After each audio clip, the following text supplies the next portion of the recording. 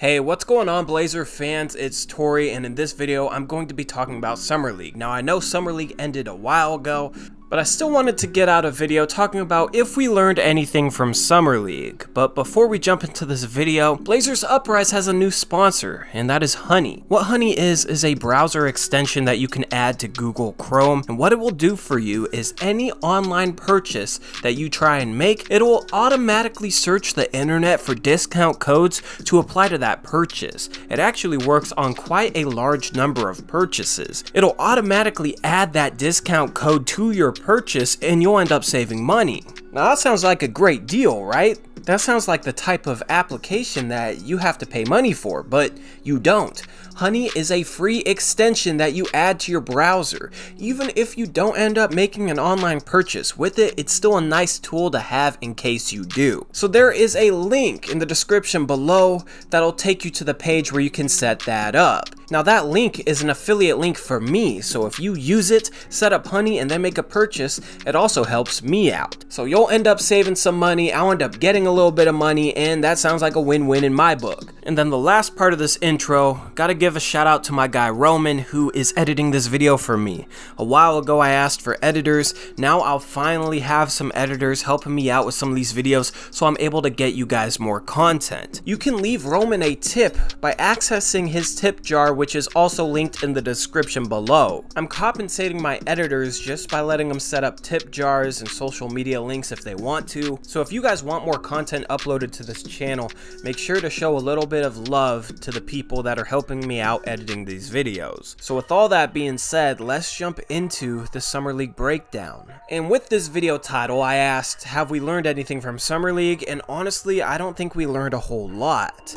Starting with Anthony Simons, we knew this dude could ball. Him dropping 35 points in the third game of Summer League on some amazing shooting didn't surprise me at all. I mean, he dropped 37 last night of the regular season against better players. This is a dude who can absolutely score the ball, and he showcased that very well during Summer League. Now, he was much more improved over last season, so I think it showed how much he's worked on his game, how much he's learned. And really the main thing I was looking for going into Summer League from Simons is, could he run the offense and could he take care of the ball? Now, I do think he struggled with his turnovers a little bit, but I don't think it's anything that's not fixable. He seemed to have a good feel for the game, knew when to push the pace and knew when to slow things down, knew how to initiate the offense. Those point guard skills are hard to learn. They're kind of instinctual skills, so it's not something that's easily taught.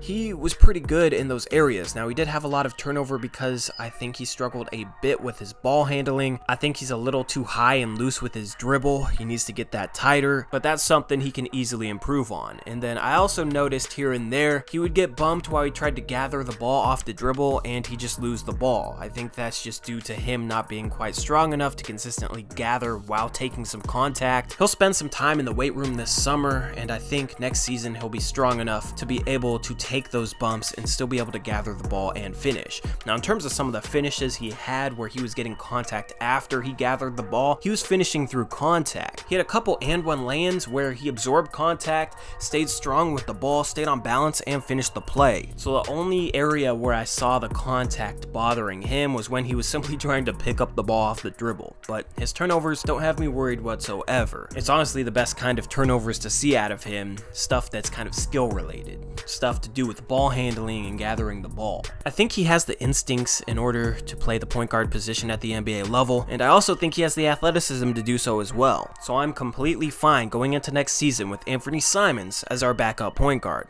Now, Gary Trent, we all know he can shoot the ball, and he showcased that during Summer League as well. The main thing I was looking for out of Gary Trent going into the Summer League was, would he make progress on learning how to play the right way? And what I mean by learning how to play the right way is not constantly hunting his shot, even if he's struggling, even if it's bad shots. And I saw flashes of him playing the right way, where he let the game come to him, he took all the right shots, and he made the right pass when it was available, but there was also a lot of games where he really struggled in that regard. With Anthony Simons' 35-point outburst in the third game of Summer League, I was hoping Gary Trent would make more of an effort to set up Anthony with shots, knowing that Anthony was hot. That's something you see all the time between Dame and CJ, where when one of them's hot, the other one will look to keep the hot hand going. But Gary Trent in that game shot a lot of bad mid-range shots, a lot of contested shots, would force things 1-on-2, 1-on-3, and that's honestly the reason they lost that game despite Anthony playing great. So I still think Gary Trent Jr. has a lot of work to do in terms of knowing when to look for his own shot and knowing when to make the right pass. He's not a guy who's going to be an NBA All-Star, so he's not a guy who should be constantly hunting his own shot in my opinion.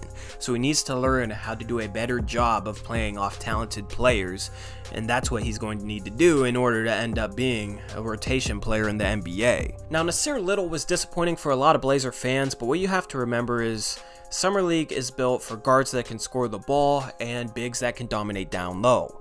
A guy like Nasir Little isn't going to succeed in Summer League. A guy who defends really well, plays well in transition, and on offense his best strength is probably cutting and offensive rebounding. Those types of strengths aren't really accentuated during the summer compared to strengths such as shooting the ball and scoring off the dribble. I think his offense could be at a better stage than what it seemed like in Summer League. I just think he wasn't all that comfortable when he's playing off great players like a Dame or a CJ McCollum, and when he's playing in a system where he knows where to cut and he knows how to move off the ball and he has guys that'll actually find him, that'll give him a whole nother comfort level that he didn't have in Summer League. And comfort is a very important thing, especially for a guy who's not all that comfortable shooting the ball. When he's barely touched the ball and hasn't gotten much to go in Summer League, it seemed like his shot was a little tense.